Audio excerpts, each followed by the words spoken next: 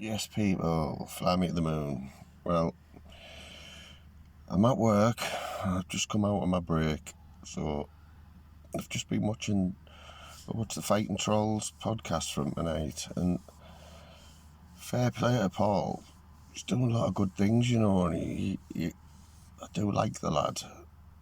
And for me, he's the OG. He's got his own style. He's funny. He's got a lot of he's getting a good following, but in this YouTube world, a day is a long time. Like in politics, they say a week's a long time in politics, but a day is a long time in YouTube, believe me. I think we all know that from just what's gone on this week. But what I noticed tonight, it was a great podcast. He had this guy on Snow Malone, and I don't think not a lot of people had heard of him, so we didn't really know what to expect. But he wasn't phased. Paul wasn't phased again, like with the Steve Ray thing the other night. He did great with that one, but this Snow Malone, there's not knowing what to expect. But it turned out, I think Snow Malone was looked a bit more starstruck than Paul did, definitely, and turned into just a bit of a chat, like they'd known each other for years, which has got to be a good thing, really, when you think about it as an interviewer. But it looks like Paul's branching out into the proper podcast world. I don't know. I haven't watched Fighting Trolls for a good 6 months now, from the early days. It looks like it's going into another direction, but we'll see. And this 3D Fight Club thing, it's taken over.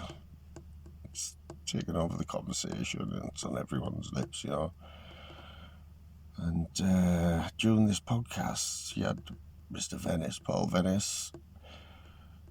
He turned up, and Liam Ditchy. Just a little word about Liam Ditchy. A lot of people don't have many good words to say about Liam, but I don't know. Without knowing if you didn't know his backstory, you would probably like the fella. Scouser. Not a bad lad, really. Done a bit of time. Bit of beef with Darren G, I think. That's where he's got his name, where he's got a lot of his fame from. But anyway, he's managed to wangle his way onto the fight card against living in London. God knows how that happened, but fair play to him. It's all publicity, isn't it? So that'll be interesting to see what happens there, and